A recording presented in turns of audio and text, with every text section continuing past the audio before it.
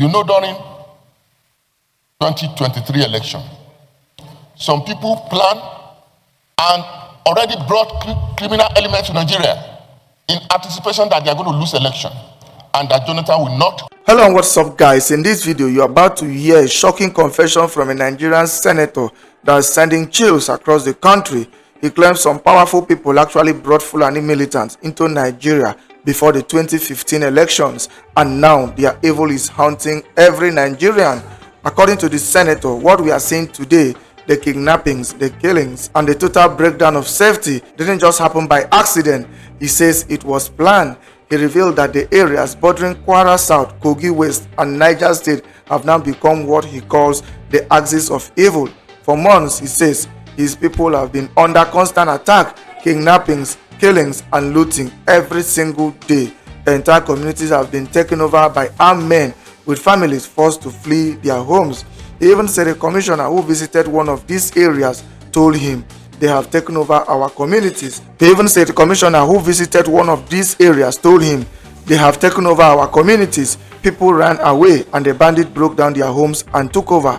Now, here is where it gets even more alarming. The senator explained that one of the kidnapped victims who later escaped said something chilling, that the bandits knew about him personally. They claim he built military barracks to fight them, and they warned, "Tell your senator we are waiting for him. We have generals in the field too." Imagine that, bandits referring to themselves as general in the field. The senator went on to say he personally financed the building of that barracks with his own money just to protect his people. But now, he says even that isn't enough, because this criminal network have become so organized, so bold, and so confident that they are directly threatening public officials. He didn't stop there. The senator accused some politicians of benefiting from the chaos. He said some people may actually be planning more violence because they know they are losing power. Then he dropped the real bombshell. He said this kind of criminality didn't start today. According to him, during the 2015 elections, certain individuals already brought in criminal elements from outside Nigeria, fearing they might lose the election. Those elements, he said, were the same Fulani militants now terrorizing innocent Nigerians. He said these people expected violence if the then president refused to step down. But even though the transition happened peacefully, those armed men never left. Instead, they spread into villages, forests, and towns across the country. And now, their evil is destroying lives every day. Another senator supported his point, warning that these same violent groups are now moving south from Kogi to Edo North and even beyond. He said even areas with military barracks are not safe anymore. Priests, students, and security officers are being kidnapped and killed, sometimes right next to military bases. He urged the army to refocus and act fast before these criminals overrun other parts of the country, because if they can attack near a military camp, what happens to ordinary people who have no protection at all? The senator also mentioned something many Nigerians are thinking, that kidnapping has now become a business. He said people are making serious money from ransom payments, and every ransom only encourages more kidnappers. So the big question now is, who exactly brought these militants in? Why is no one being held accountable? And how long will Nigerians continue to suffer before someone takes real action? Guys, I will let you watch this video for yourself so you can see exactly what I'm talking about. Also, don't forget to like, share, and subscribe to this channel if you haven't already done so. Take a look, guys, and remember to share your thoughts after watching. Especially by the senatorial district of my brother, Senator Karimi. And like I said, this matter becomes very urgent because of the fear that if you don't take very urgent action on this, it will definitely spread to other southern senatorial districts. In fact, I was discussing with Senator Fadansi on the sideline yesterday, and he has started that they have started seeing the sign of this issue in their own senatorial district too. So that's why I find it very necessary to bring it to the notice of Senate so that we can quickly do something about it. The local government in my senatorial district that is mostly affected is one of the biggest local government in the country. And I have the feeling that with much urgency, something must be done, and it must be done very quickly. With my permission, sir, I will briefly go through the urgent need to address insecurity in Kwara South Senatorial District and beyond, and particularly in the federal local government area, call for immediate and comprehensive federal intervention. The Senate notes with grave concern the escalating insecurity in Kwara South Senatorial District, especially in the federal local government area, where bandits' attacks, kidnappings, and killing have reached alarming levels in recent weeks, forcing thousands of residents to flee their communities. And I will want the Senate to take note that most of these people who are fleeing, straight away, they are going to Lagos to congest Lagos. And if you are not very careful, this thing will quickly snowball in Lagos State. Further notes that within the last month, no fewer than 12 foreign guards and local vigilante members were killed in an ambush by armed bandits in Okeode, including a traditional ruler, Bale of Ogba Ayo community, and several other traditional and community leaders were among those slain in separate incidents in Babanda, Sabe, Uruago, Gamu Aleri, in Ifelodun local government, Isin local government, Ekiti local government, and Okeoro local government. Concerned that at least 142 persons have been kidnapped and over 70 killed in the last 12 months across Kwara South, with no fewer than 25 communities deserted due to recurring attacks, leading to severe human displacement and disruption of social and economic life. Farms have been abandoned, roads have become unsafe, local economies are completely paralyzed, and schools have closed, thereby worsening poverty and increasing youth vulnerability to crime. Aware that these attacks are likely perpetrated by foreign armed elements in collaboration with local informants operating from forest adults along Kwara, Kogi State, and Ekiti State boundary axis. While the federal government and security agencies have made some interventions, including sporadic patrols and raids, the responses remain episodic, inadequate, and reactive, leaving vast of ungoverned spaces under the control of the criminal gangs. Disturbed that local security volunteers and vigilantes who serve as first responders in most cases lack adequate equipment, mobility, protection, or insurance, yet continue to sacrifice their lives in defense of their communities. Recognizes that sustaining security on Kwara South, if not urgently addressed, may spread to other parts of North Central State and Southwest political zones, thereby threatening national stability. The Senate therefore resolved to urge the federal government to establish a permanent military base in Kwara South Senatorial District near the forest belt of fellow local government as rapid response up, and mandate the Chief of Defense Staff, Inspector General of Police to deploy additional troops and special units to clear the forest and restore normalcy in the affected communities.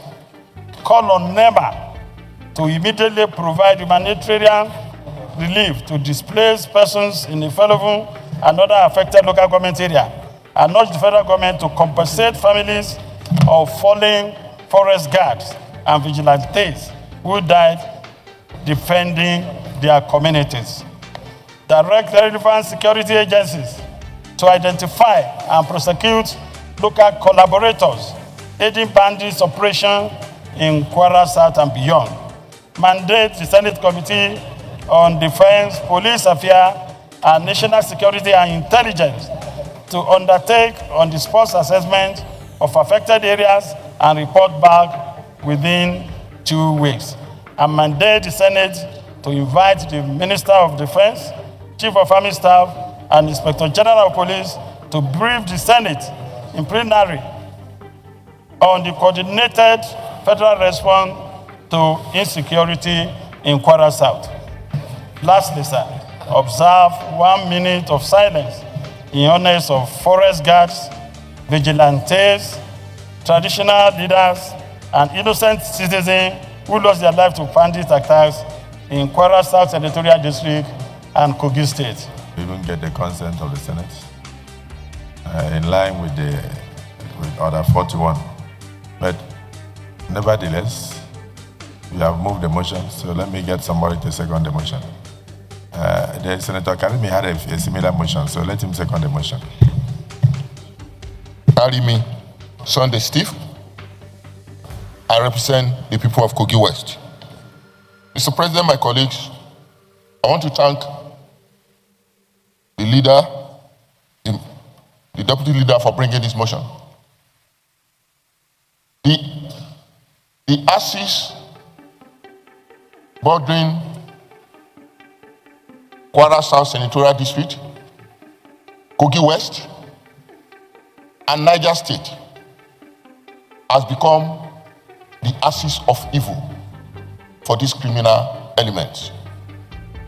Mr. President, in the last 6 months, our people have been under attacks every day. Kidnapping, killing, and looting. In fact, a part of my senatorial district, every part of my senatorial district, all local governments in my senatorial district have been attacked by these people. And they even took over some communities. In fact, one of the commissioners that traveled with my governor to the affected area called me yesterday and said, "Do you know they have taken over these communities?" They did not only take over, our people fled from those communities, and they came, broke down their homes and took over their homes. That is the situation we find ourselves. Mr. President, one of those guys that was kidnapped and was with the bandit for months, when he was released, he made a statement. It's all over the social media. That the leaders, one of the leaders of the bandits said, "Your senator, he built barrack for soldiers to attack us." Yes, I built barracks, which I financed privately. It cost me a lot of money, just to ensure security of that environment. They said, "Go and tell him with his barrack and his soldiers, we are waiting and looking for them, that we have generals in the field here." Mr. President, we've got to do something about it. Yes, the federal government is trying. They are planning to set up the forest guard. It's a noble move. But we need to do something urgently. Some people are benefiting from this criminality. They may also be planning because they know that they are losing the election already. You know, during 2023 election, some people plan and already brought criminal elements to Nigeria in anticipation that they are going to lose election and that Jonathan will not. No, that was 2015. That Jonathan will not, 2019 I mean to say, will not leave government. But we thank God he left voluntarily. That was 2015. Yeah. Those same people, Mr. President, they are aware that Nigerians they are now realizing that the good work that President Tinubu is doing, and that their plan to stop him, they are not going to succeed. I guess they are resorting into violence, they are resorting into causing mayhem, and we got to move fast and stop them, because they are definitely going to do the election, and we will not allow them to bring this country down because of their selfish ambition. Our people are suffering, and we got to do something promptly. Thank you, sir. Voice today. I'd like to, with your permission, commend the mover of this motion for the facts he has stated with regards to what is happening in Kwara State. Like we said earlier, Mr. President, they say injury to one is injury to all. Anything happening to any part of this country affects the whole. But listening to Senator Karimi, it is true that these violent criminals are advancing towards the south.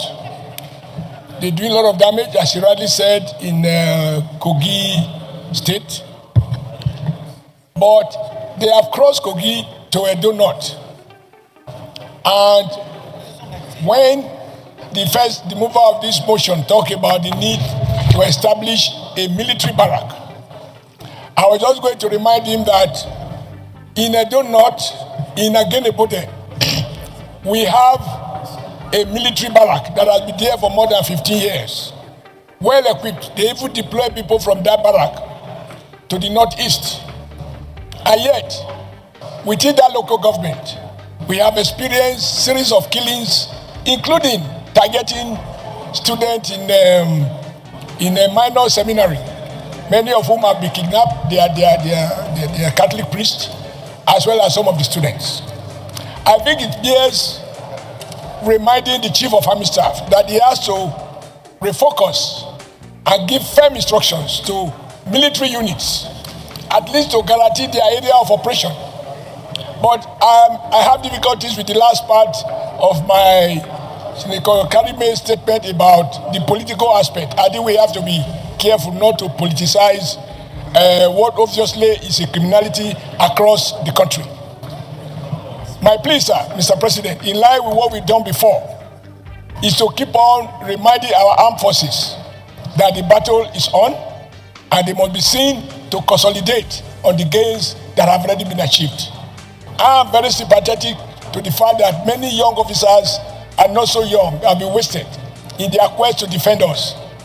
While I acknowledge this laudable effort and the progress that have been made, I think it's important that we remind the armed forces that each day a Nigerian is kidnapped, particularly near a military facility.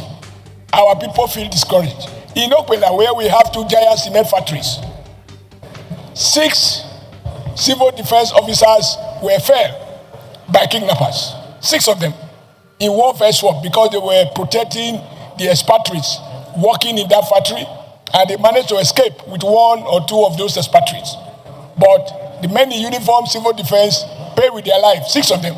And that is why I have difficulties in no one can downplay that men in uniform and women in uniform are fighting hard to protect us. We just need to urge them to refocus, to re-strategize, and to recognize that if we are making gain in any one part and the criminals are migrating to another part, that is not a total gain. There has to be a strategy. I am limited by the fact that I can't lay claim to any knowledge of security. If you are pouring water from one side, it will be moving to the other side. So we need to cage them. There has to be a concerted effort to cage from the south, so they don't migrate to the south, as well as keep pushing them from the north so that you cage them at the center and find a way and means of wasting them. Otherwise, my fear is that each time something happens near an army installation, people say, if this can happen near a military barrack, what about those of us who don't even have military installation? But I want to acknowledge what the armed forces are doing. I want to acknowledge the progress that have been made, but they need to be reminded that they need to work harder. And that is why I was a bit worried last week when a former chief of defense staff published a book called The Stars. I wasn't quite sure what to make out of his interview the following day. when he seeks, in my view, to almost suggest there is a political something. I think the armed forces have a duty to stick to their mandate, focus on the job at hand, and ensure that they do not allow distractions. I don't think this thing is just political. I think there are people who are determined to make money. They found kidnapping as rewarding. They find, yes, you kidnap somebody, you pay, regardless of what the government might say. Individual family people are unable to resist paying a ransom, and every ransom you pay is an incentive for more people, for these people to go back and kidnap again. But I want to salute the armed forces and all them through your leadership, sir, that there is still much more to be done. Thank you very much. Get long. And we shouldn't bring in politics. This is one issue that threatens the very fabric of our existence. One salutes the very bold efforts of our armed forces. But then, we must appreciate the fact that security is everybody's concern, and that we cannot make any meaningful progress if we remain in the straits as we are. So on behalf of our South, I want to align that the migrant in Kwara is toothache in Akwa Ibom. No part of this country is safe when another part is in trouble. So there's a clear need for us to look at this issue from a very broad perspective and approach the concern with every seriousness that this deserves. Once again, I'm worried that with the wonders of technology, we are still facing this crisis. Because this clearly is a setback to us. But I believe that if we approach this issue as a collective, and then we strengthen our grassroots, I said earlier on this floor that once we strengthen our government system, we have had a pathway to fighting insecurity. Our grassroots, where these criminals come from, so every effort must be done to strengthen the machinery of government at the grassroots, and then we, as a people, must see these measles, because this has become a measles spreading very fast, and no part of this country is spared the agony of these measles. So, as a Senate, we have to work as a team, put aside politics, and address the major concern that this issue confronts us as a country. Thank you. Thank you, Senator. Thank you very much, the mover, for this motion. Your Excellency, I will not say much, but you remember when we confirmed the service chiefs, we vehemently agreed that we should set KPI for them and they should be reporting. Unfortunately, those KPIs were not set and no report is coming. Simply because you send us in the mass media that you killed 10 terrorists or 100 terrorists, it's not a report. You have to liberate areas so that we can see. Last time I reported in this Senate that progress has been achieved. And we were very grateful to the President and the armed forces. But unfortunately, Your Excellency, this progress is being marred. There is a renewed resurgence. Just in the last 2 months, Your Excellency, we know where the terrorists are gathering. It's in the public domain. Ordinary Nigerians need to see action. But today they will tell us they are here, tomorrow they are here. Everybody knows within our area. But we will not see any action taking place. That is to say, sir, we need this Senate to tell the armed forces to be reporting progress every week so that state by state, otherwise it will be a mess of all issues and we will not be seeing progress.